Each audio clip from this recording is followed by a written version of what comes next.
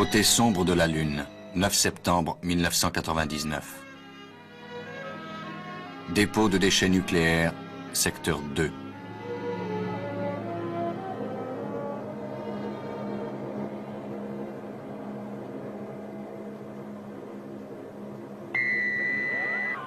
Professeur Bergman, ici Jim Nolswam. Nous venons de franchir la barrière de protection au laser. Dans 2 minutes, nous serons prêts à commencer la vérification demandée par le Dr. Russell sur les champs de radiation. Attendez les ordres, Nordstrom. On ne vous lâche pas, soyez tranquille.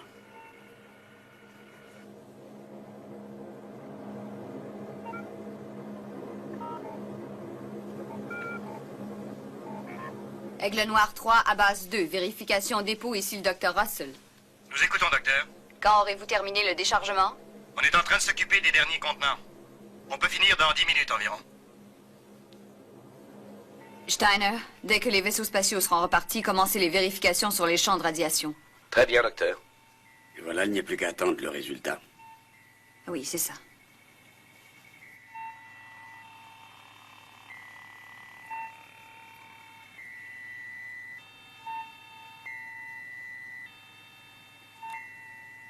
Leur activité cérébrale est normale jusqu'à présent. Oui, jusqu'à présent. Ici Aigle 2, nous amorçons la descente. Nous serons à la base à l'heure prévue. Ici base lunaire Alpha. Bien reçu, Aigle 2. Commandant Koenig, nous nous poserons à Alpha à 23h35, heure lunaire. Un café, commandant? Merci. Commandant Koenig, nous recevons une transmission spéciale de la Terre. Oui, je prends. Ah, John. Bon, votre nomination est approuvée. La commission spatiale a ratifié votre nomination au poste de commandant de la base lunaire Alpha. Bon, et pour le commandant Gorski? Eh bien, je viens de le relever de ses fonctions il y a 1 heure. Mais ne vous en préoccupez pas. Votre travail consiste à amener des hommes sur Méta. On a de nouveaux renseignements? Oui, ça devrait vous plaire, regardez. La première prise de vue en plan rapproché de la planète Méta. Prise de l'espace et grossie 9 fois. On distingue nettement son atmosphère. Et il n'y a pas que cela. Le même vol d'exploration nous a fourni des renseignements incontestables. Il ne fait aucun doute que l'atmosphère de la planète Méta est propice à une forme de vie. Nous en avons la certitude, mais ce qu'il faut, c'est mettre tout en œuvre. Pour combattre le virus qui atteint les astronautes de Méta, on ne peut envisager d'être arrêté par cela. Nous devons absolument atterrir sur Méta. Rien ne doit nous en empêcher. À vous de jouer. Bonne chance. On a des images extraordinaires de la plateforme de lancement pour le vol d'exploration sur Méta, commandant. Regardez bien, je vous les envoie. Ça, c'est le vaisseau qui revient maintenant.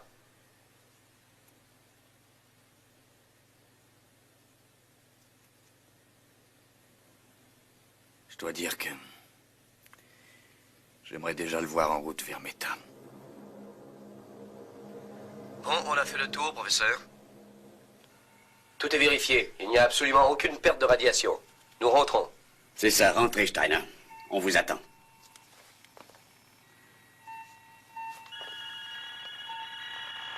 Intensification des fonctions cérébrales. Steiner, éloignez Nordstrom, il n'est pas dans son état normal. Sécurité, sortez vite et ramenez Nordstrom à l'intérieur. Dépêchez-vous. Entendu. Docteur, il a l'air d'être en difficulté. Il faudrait qu'on vienne m'aider. Je n'y arriverai pas. Fiche de camp, toi. Salle d'urgence, s'il vous plaît. Tenez-vous prêts, nous avons une complication. Allez, sortez tous. Fichez le camp, je vous dis. Non! Salle de décontamination, vite. Professeur, il est devenu fou furieux. Lâche-moi, voyons. Ah, je ne veux plus de toi.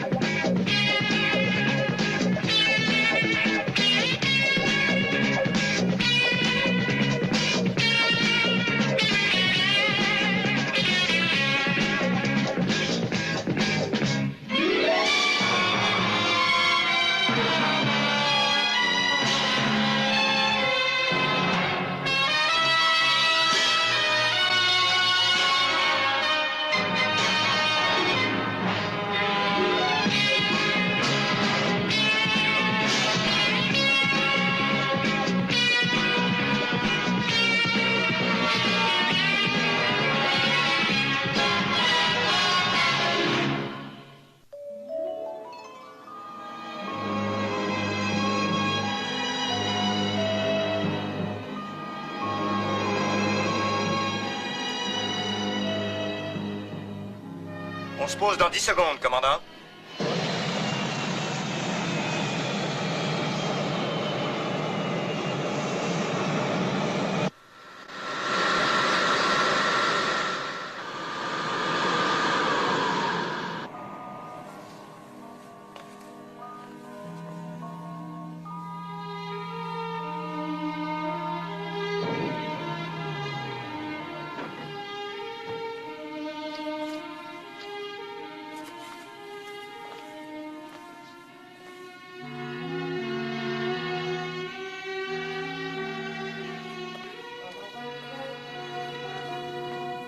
Bonjour, John. Bienvenue sur la Lune. Bonjour, Victor. Encore ici? Eh oui, tenez. Et j'ai bien fait de rester, je crois. La situation est beaucoup plus sérieuse que vous ne pouviez le penser, je le crains. Que voulez-vous dire? On meurt beaucoup ici depuis quelque temps. Quoi, le fameux virus? Si l'explication vous suffit.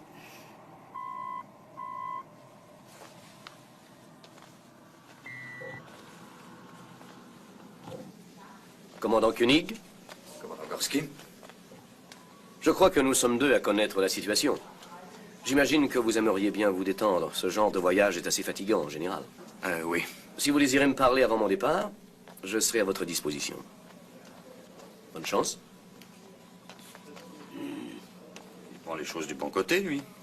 Il a été suspendu on ne peut plus brutalement, non? Je le connais un peu, il survivra. On ne peut que le lui souhaiter. Il a toujours bien mené sa barque, je pense. Bonjour, commandant. Benjamin. Ça fait plaisir de vous voir. Merci. Bonjour, commandant. Comment ça va? Bon voyage, commandant. Très bon, oui. Bonjour, commandant. Bonjour, Tania. Bienvenue à bord, commandant. Merci.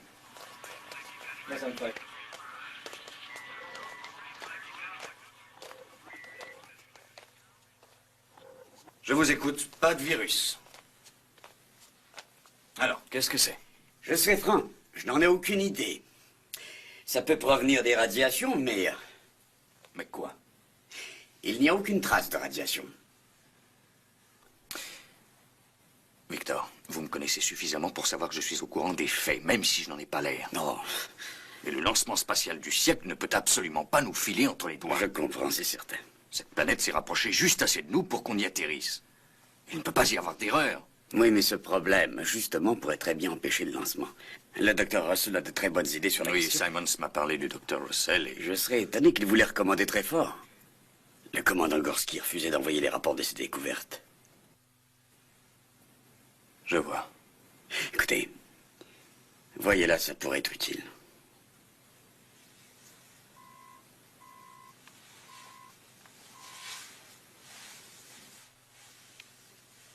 Oui?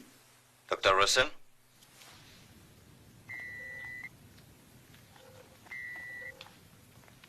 John Koenig. Commandant?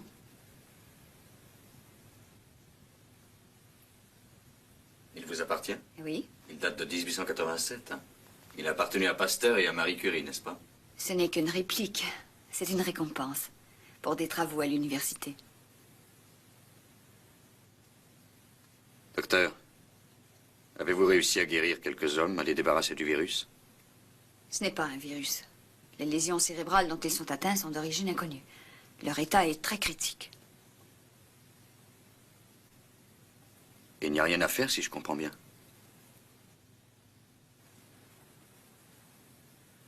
Bon, parlez-moi de l'équipe de relève. Sont-ils en bonne condition physique, au moins? Oui, ils sont en aussi bonne forme que les astronautes Warren et Sparkman pouvaient l'être il y a 2 semaines. Expliquez-vous plus clairement. Depuis ce matin, nous en sommes au 9e mort. On peut penser qu'ils vont guérir, et tout d'un coup, le cerveau ne répond plus. Et regardez. Nous avons ici un thermographe à champ visuel. Eh bien, ce qui ressort de la lecture, c'est une perturbation extrêmement violente qui est classique chez le sujet atteint par des radiations. Et vous avez eu 11 cas similaires. Et 9 décès. Et c'était tous des manipulateurs de déchets radioactifs qui travaillaient au dépôt du secteur 2. C'est donc illogique. Ceux qui n'ont jamais mis les pieds dans ce secteur sont les astronautes. Je le sais, oui. Mais il y a plus illogique encore. On ne trouve aucune trace de radiation dans le fameux secteur 2. L'élément cohérent et le seul, c'est que les 2 hommes de l'équipe de relève ont eu le même mode de vie, ont été soumis au même test de fonction psychomotrice pendant tout l'entraînement.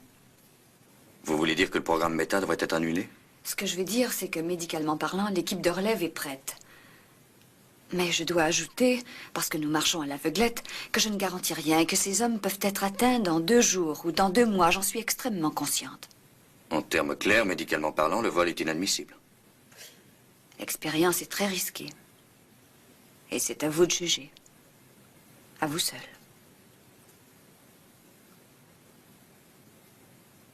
J'aimerais voir ces hommes.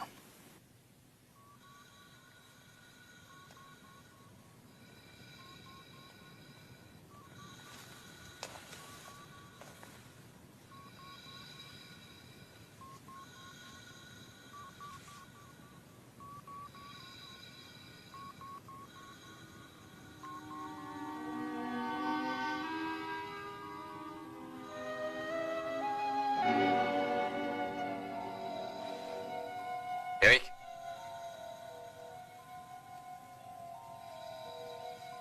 Frank, c'est Koenig qui vous parle.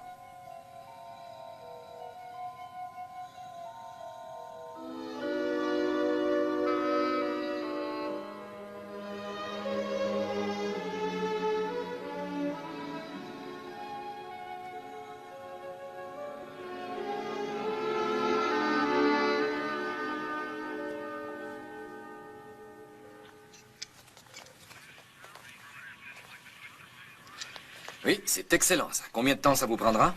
1 semaine environ. Carter? Ah, commandant. Heureux d'être arrivé? Très heureux. Elle est prête à s'envoler? Dès que vous en donnerez l'ordre, on commencera le compte à rebours. Mais attention, chaque heure qui passe diminue nos chances de succès.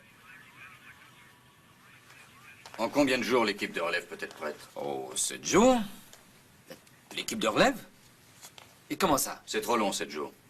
Ah, mais on ne peut pas aller plus vite. Tous les calculs sont déjà programmés. Je ne comprends pas. Il y a un problème dont vous ne voulez pas me parler? Je suis venu pour le lancement, pas pour autre chose. Seriez-vous prêt à remplacer l'équipe de relève? Oui, nous sommes prêts, oui.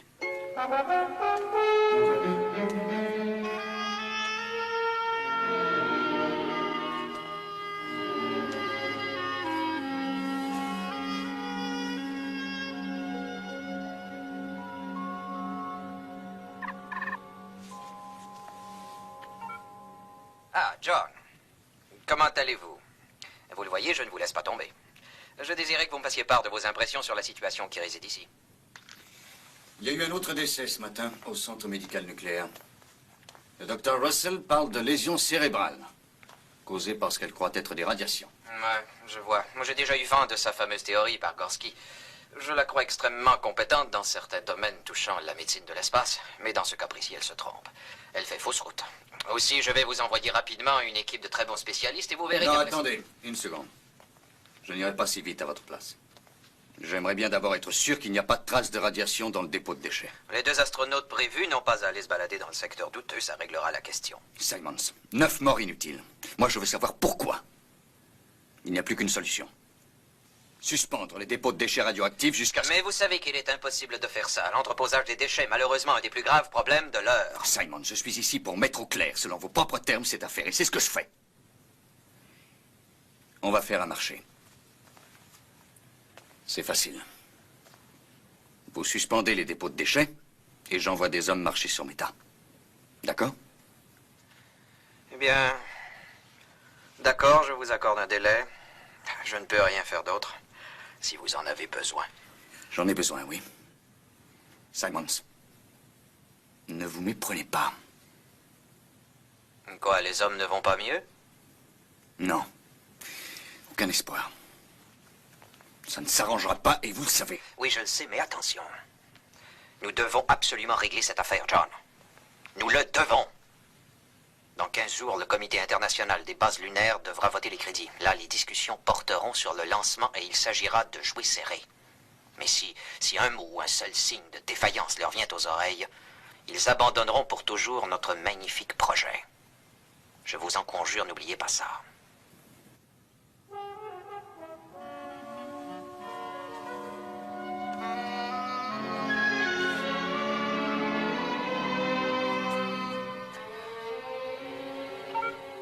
Paul, Commandant? je vais aller vérifier moi-même le secteur de dépôt des déchets radioactifs. D'accord. Je veux 2 volontaires. Très bien, commandant.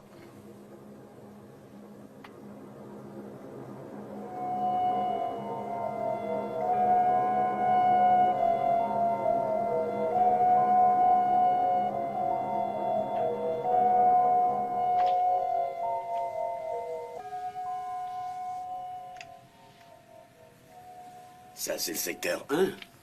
Collins, nous voulons aller au secteur 2. Oui, j'ai compris, commandant. Mais on passe au-dessus du secteur 1 pour ne pas s'en aller n'importe où. Et on amorce un virage à 45. C'est un bon point de repère. Un point de repère.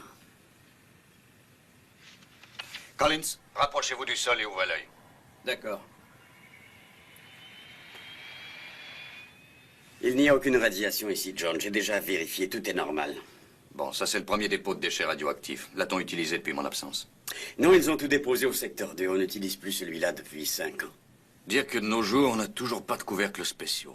Comment peuvent-ils vérifier? Oh, ça se passe très bien. On les surveille sur les récepteurs. Merci, Collins, on a vu. Vous pouvez aller au secteur 2. Bien, commandant.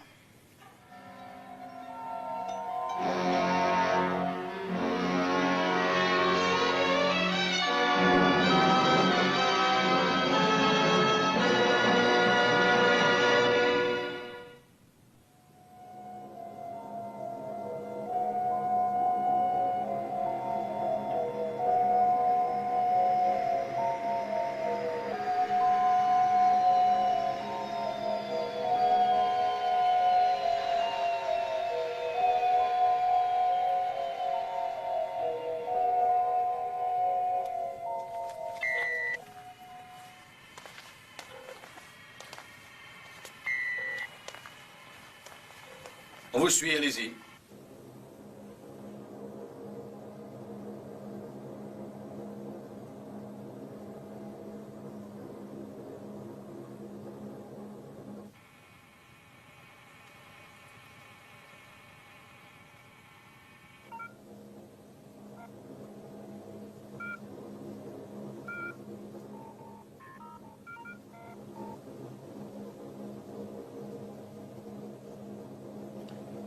Numéro 1 vérifié, commandant. Taux de radiation normal. Aucune fuite. Nous allons au numéro 48. Très bien, Jackson.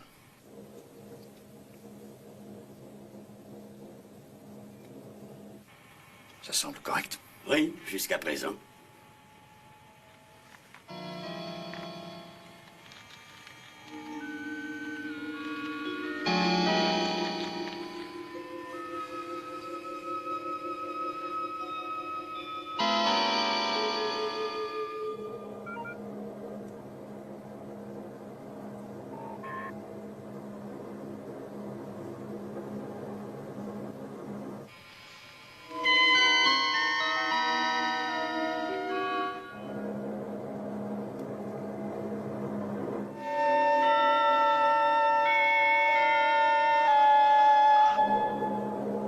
Commandant, numéro 48, vérification terminée. Taux de radiation normal.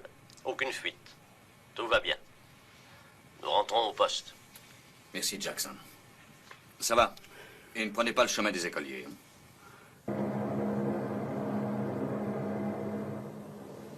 Alors, si on observe les limites de sécurité, le taux de radiation n'a rien de redoutable. Ce n'est pas la théorie du Dr. Russell. Donc, ce qui aurait atteint gravement les 2 astronautes et qui en aurait tué 9 ne pourrait pas être la radiation. Eh bien, non. Qu'est-ce que ça peut être? Il est temps de partir, commandant. C'est vrai, Collins, nous partons aussi. Maintenant, il faut partir. Compris? Il faut sortir d'ici. On étouffe.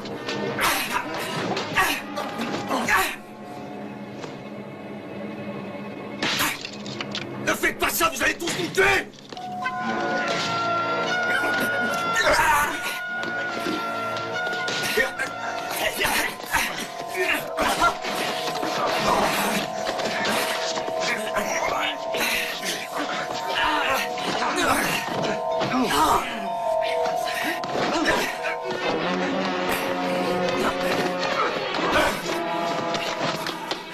Tirez, mais tirez donc!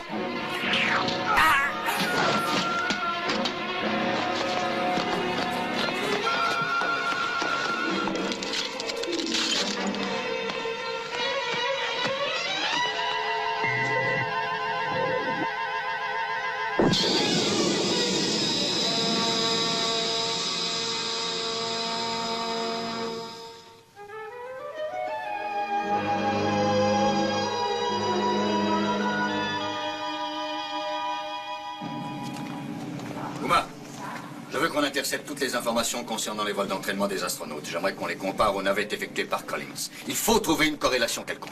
À vos ordres, commandant.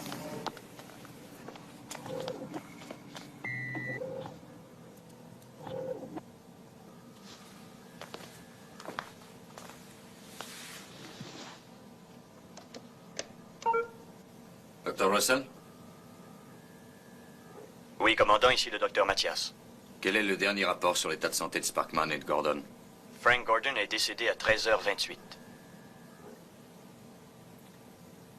Et pour Sparkman? Le docteur Russell est près de lui.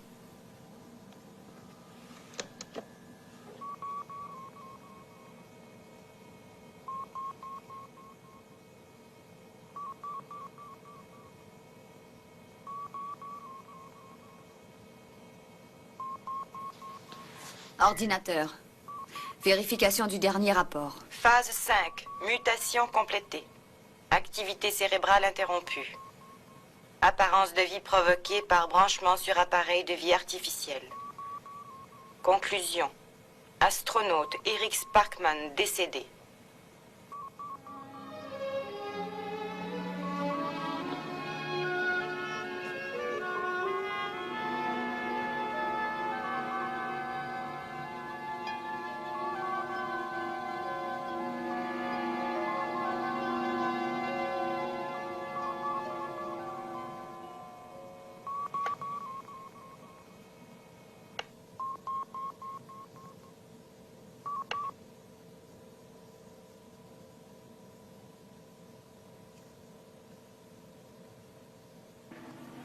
Tous les deux. C'est fini? Mais... de quoi? On m'a raconté que... On vous a raconté des histoires. Nous ne savons toujours pas ce qu'il en est. Mais le haut commandement vous demande de penser que notre ignorance n'est que temporaire. Et on ne part plus sur Méta? Non, on ne part plus. Avant d'essayer d'aller plus loin, je veux savoir le pourquoi et le comment des choses. Ce qu'il faut bien comprendre, c'est que la vie est concevable sur la planète Méta. Nous en sommes absolument certains. Oui, mais les problèmes que nous rencontrons peuvent avoir une incidence sur le vol expérimental. Nous devons absolument envoyer des hommes sur Méta. Rien ne doit nous arrêter. Rien. Je ne peux vraiment pas vous garantir que dans 3 jours ou dans 3 mois, ces hommes n'auront aucune réaction négative. Et votre mission est de vous poser sur Méta. Un pas de géant pour l'humanité. Ça ressemble malheureusement à un faux pas dans l'obscurité. Voici un film qui a été pris de l'Aigle sur lequel Eric Sparkman et Frank Gordon ont effectué leur dernier vol d'entraînement. Les images sont parfaites, mais à un moment donné, il y a une espèce de blanc de 2 minutes. Tenez, c'est ça. Et tout à coup, on a à nouveau une réception parfaite. Dans quel secteur était-il à ce moment-là? Aux environs du point Delta. C'est facile à contrôler.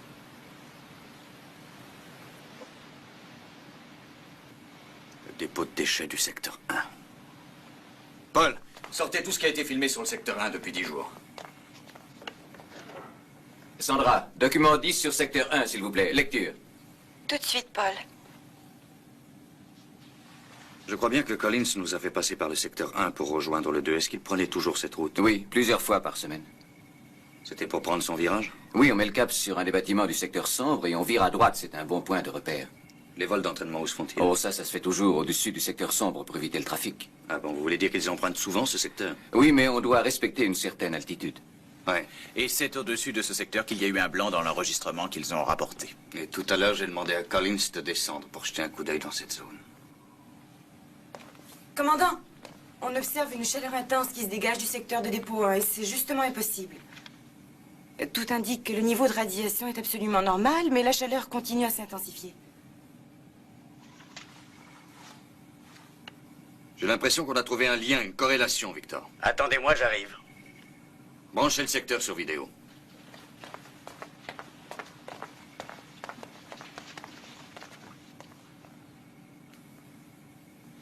Vous voyez, la chaleur est intense. Et toujours aucune trace de radioactivité. Ce n'est pas croyable. Mais d'où peuvent provenir ces phénomènes? Alors, faites voir le profil.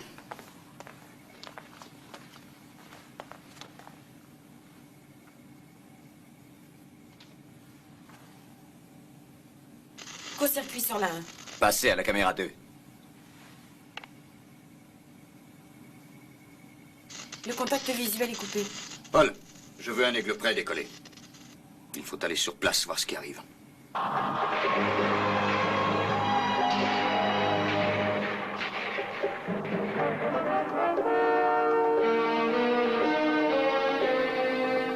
J'approche du secteur 1. Vérifiez le système de repérage. Système de repérage 10 sur 10, commandant.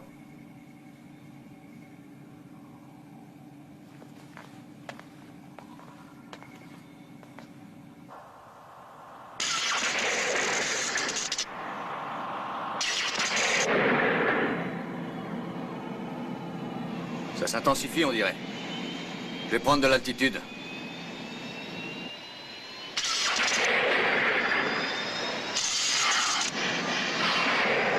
J'ai l'impression de perdre le contrôle. Vous avez toujours le repérage? Les champs magnétiques ont l'air de s'étendre. Vous feriez mieux de revenir très vite. Tenez bon, commandant. On va essayer de vous sortir de là. Passez sur contrôle automatique pour le retour à la base, commandant. On ne vous reçoit plus. Plus rien ne répond. Circuit hors contrôle. Vaisseau de secours prêt à partir.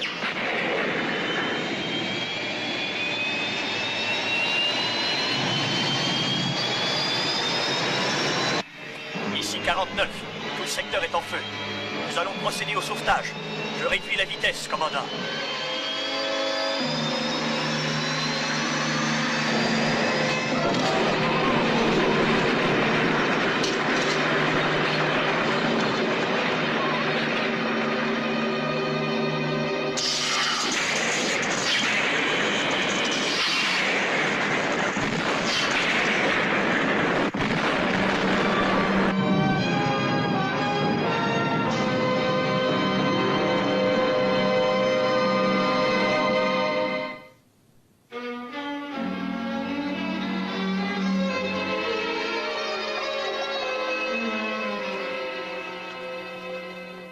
Alors?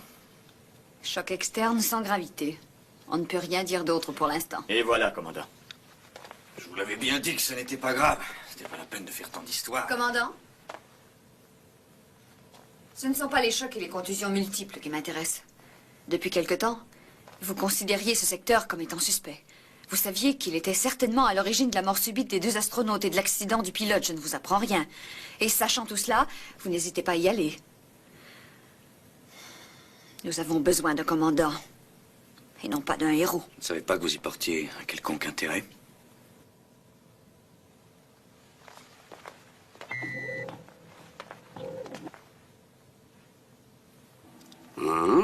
Regardez cela. C'est un système de contrôle provenant du secteur 1. On l'utilisait pour enregistrer la puissance réelle de magnétisme du système artificiel de gravité de la planète. Depuis qu'on a fermé le secteur 1, on n'a rien enregistré pendant 5 ans. Mais regardez-le. Mais oui, les champs magnétiques ont augmenté de 20 fois. Et c'est avant de brûler, ça. On était obsédés par le phénomène radioactif. Nous avions tort. C'est cet instrument qui m'a mis sur la voie. Nous avons affaire à un phénomène nouveau, dont l'origine semblerait être le dépôt de déchets radioactifs du secteur 1. Je pense que l'énergie magnétique contenue se déchaîne brusquement. Comment? Elle serait responsable des phénomènes actuels? Et elle pourrait avoir causé des lésions cérébrales? C'est un point qui resterait à vérifier. Néanmoins, je pense que c'est une surintensité anormale du champ magnétique qui a déréglé le fonctionnement du système de navigation et l'enregistrement du vol des astronautes. Sparkman et Gordon ont survolé le secteur tous les jours. Ainsi que Collins en faisant la navette. Mais nous y avons tous été exposés, ça me paraît évident. Nous sommes tous passés au-dessus du secteur 1 pour nous rendre au dépôt 2. Il est possible que l'accumulation des forces n'ait été que sous-jacente. Il y a un problème beaucoup plus grave. Si le secteur 1, pour les raisons que nous supposons, se met à brûler comme un feu de paille, on peut logiquement déduire que le dépôt du secteur 2 est menacé à son tour. Comment peut-on le savoir? Il faut évaluer l'étendue des champs magnétiques en surface. Si vous envoyez des hommes en surface, je ne réponds pas de leur survie dans ces conditions. Je vous comprends. Nous allons équiper un aigle qui pourra effectuer tous les contrôles. Sans pilote pour cette fois.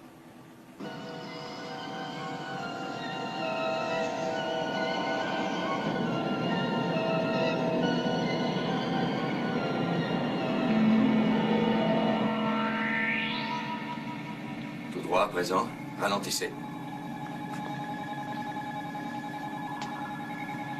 Oui, toujours tout droit. Bon. Oui, maintenez-le comme ça, Paul.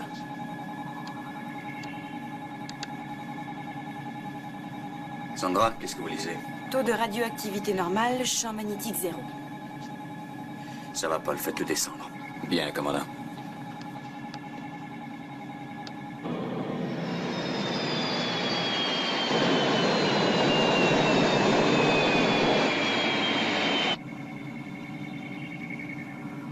Continuez.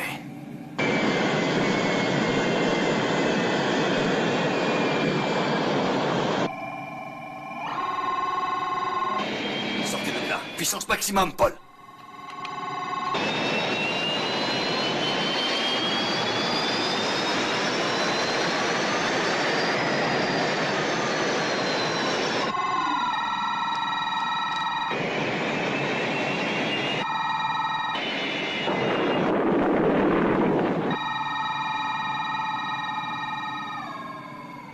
Ce sont des ondes. À présent, j'en suis sûr. Des ondes magnétiques. Paul, contactez Simons immédiatement. Employez code prioritaire Alpha 1. Et tout de suite. Bravo, docteur. Vous aviez vu juste. Radiation magnétique.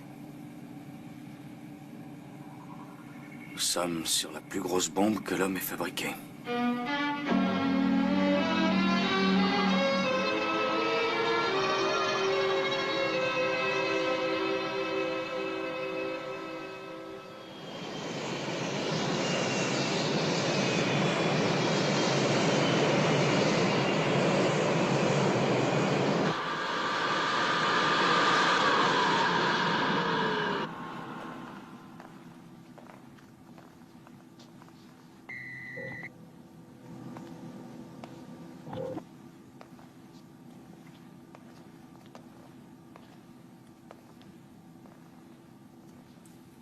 Bonjour, monsieur.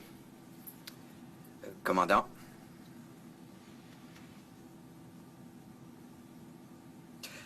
Au bureau, nous avons essayé de vous rejoindre par le code prioritaire et d'entrer en communication. Mais il semblerait que vous n'étiez pas disponible. Je le suis à présent. Eh bien, la chaleur commence à gagner également le secteur 2. Ce dernier ayant 140 fois la capacité du premier, de toute évidence, une réaction en chaîne nous semble assez inévitable.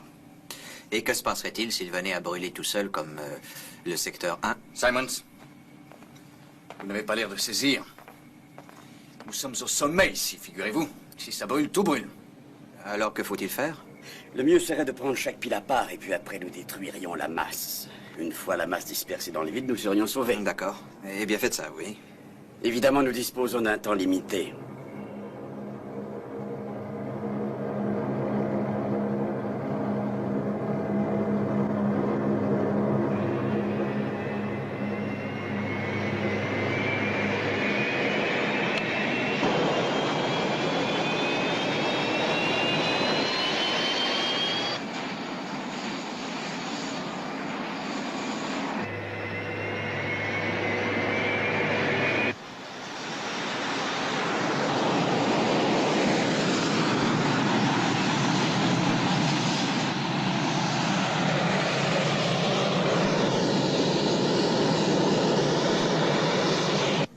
Commandant.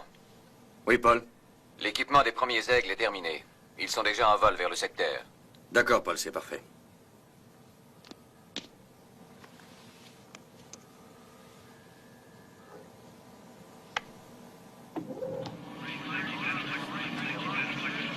Envoyez l'image. Oui, tout de suite.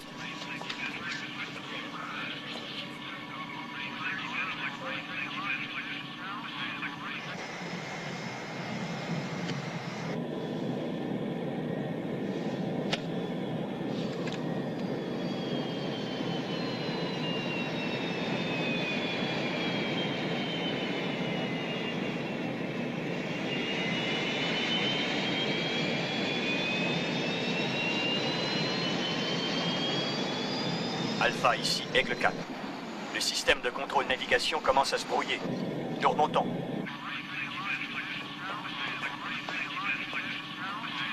Uma, je veux des informations précises et le plus rapidement possible.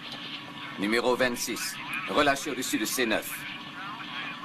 Je répète, relâché au-dessus de C9. Compris, Alpha. Secteur C9. Nous relâchons.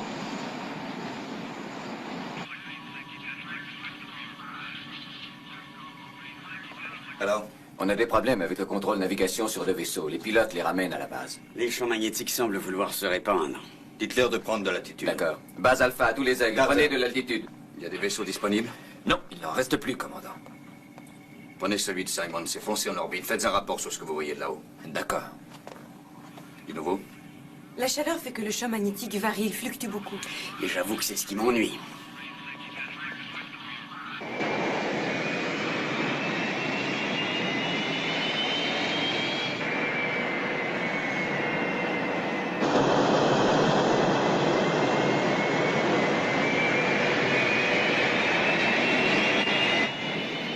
Aigle 1, Alpha. Alpha, j'écoute. Élévation normale. Je suis la trajectoire qui a été programmée. Je serai en orbite dans 4 minutes.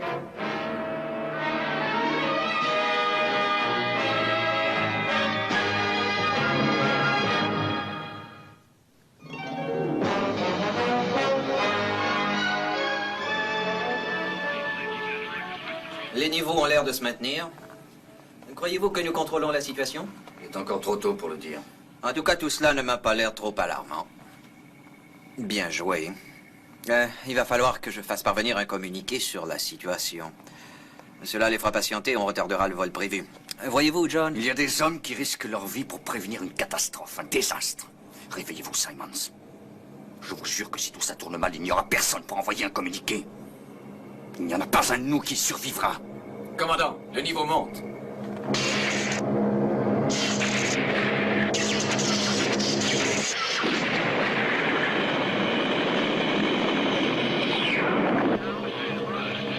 Annulez la mission. Base Alpha, tous les aigles, retour à la base immédiat. Je répète, retour immédiat à la base. Ici Alpha.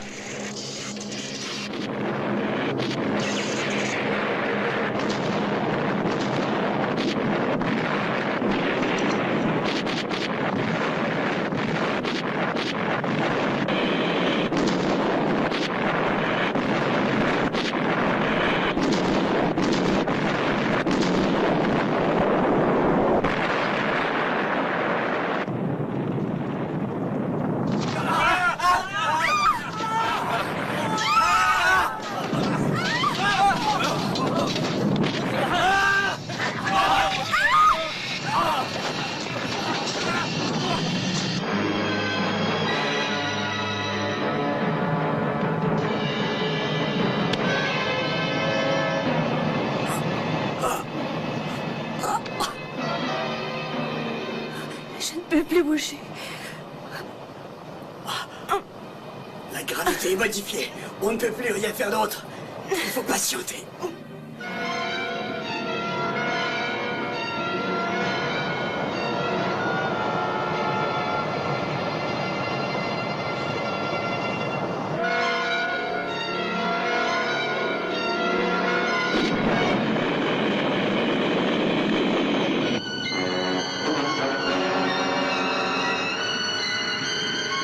Alpha, est-ce que vous m'entendez?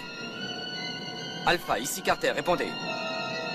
Alpha, moi je ne vous reçois pas. J'espère que vous pouvez me recevoir.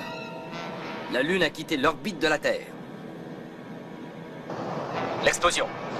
L'explosion nous a fait sortir de l'orbite de la Terre. Alpha, est-ce que vous pouvez m'entendre? J'appelle Alpha. Me recevez-vous, Alpha? Alpha, répondez-moi. Me recevez-vous? Moi je ne reçois toujours rien.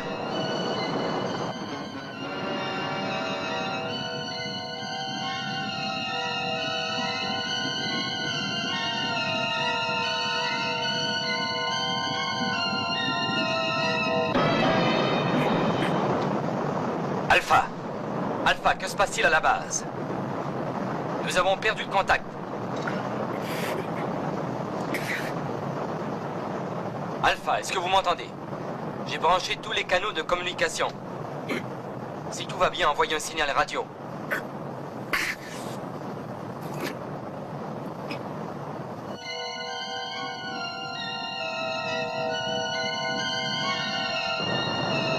Alpha, nous nous éloignons de la Terre. Me recevez-vous, Alpha? Alpha! Carter! Alm, répondez. Commandant, vous êtes en vie, Dieu soit loué. Mais que se passe-t-il sur Alpha? La force de gravitation a été modifiée. Nous pouvons à peine bouger. Attendez, il me semble que nous subissions une décélération.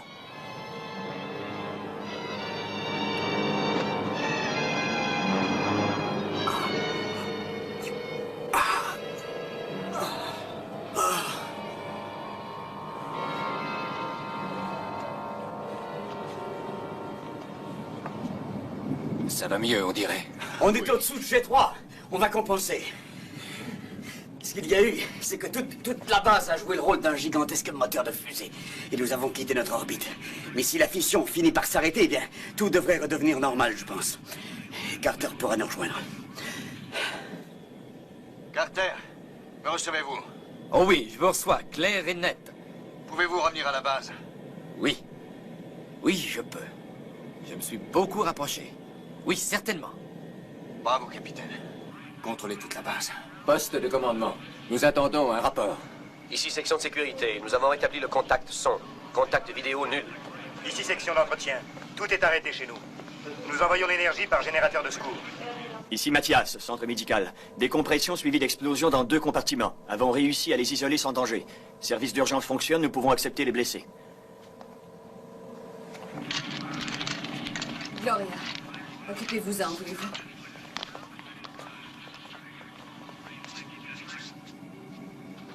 Nous sommes en train de capter des images du satellite de Mars.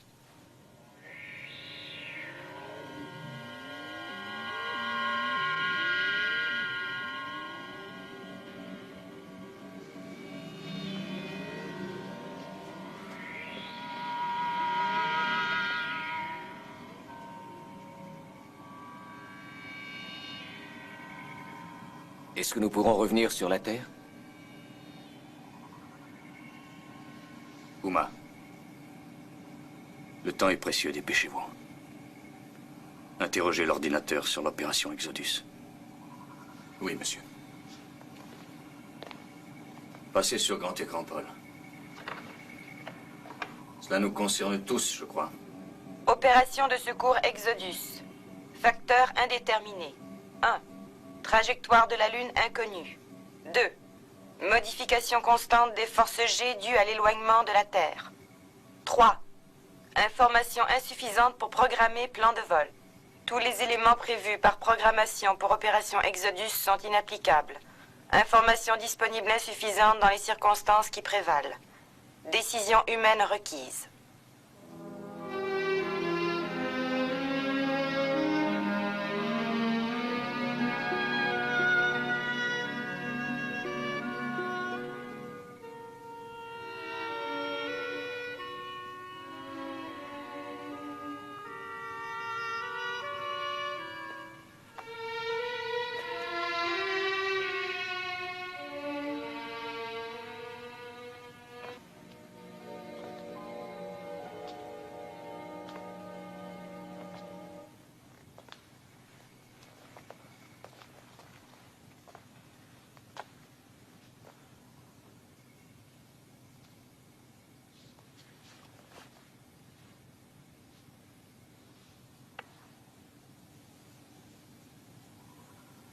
Attention à toutes les sections alpha. Ici votre commandant John Koenig. Vous le savez, notre planète a brusquement quitté son orbite. Nous sommes à présent très loin de la planète Terre. Nous avons des moyens de propulsion, un environnement. Ainsi, nous avons la possibilité de survivre. Si nous tentons un retour improvisé sur la Terre, sans aucun plan précis, sans mettre tous les atouts de notre côté, j'ai de bonnes raisons de croire que nous échouerons. C'est forcé. C'est pourquoi j'estime que nous devons rester ici.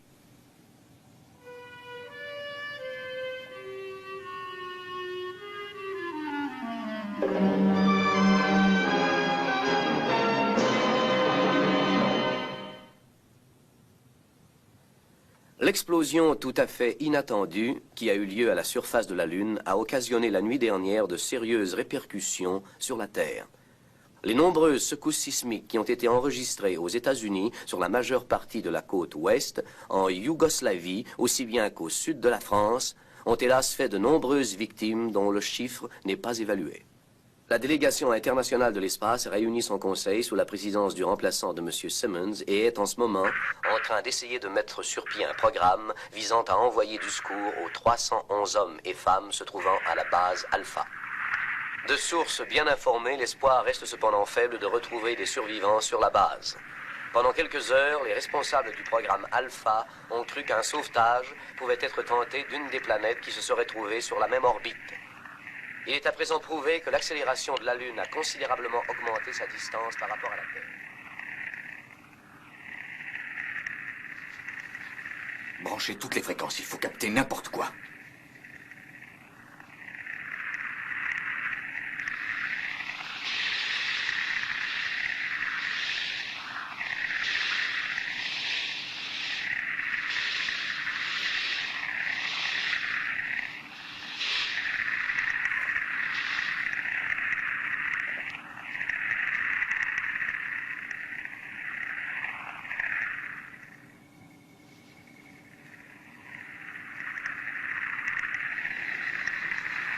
Tenez celle-là.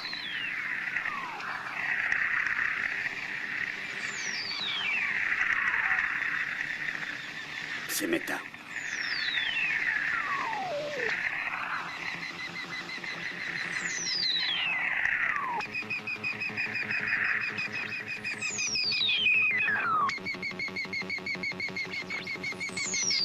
Nous pourrons peut-être vivre un jour là-haut. Pourquoi pas? « 13 septembre 1999. Les signaux de Meta augmentent sans cesse. Oui. Là-bas, peut-être.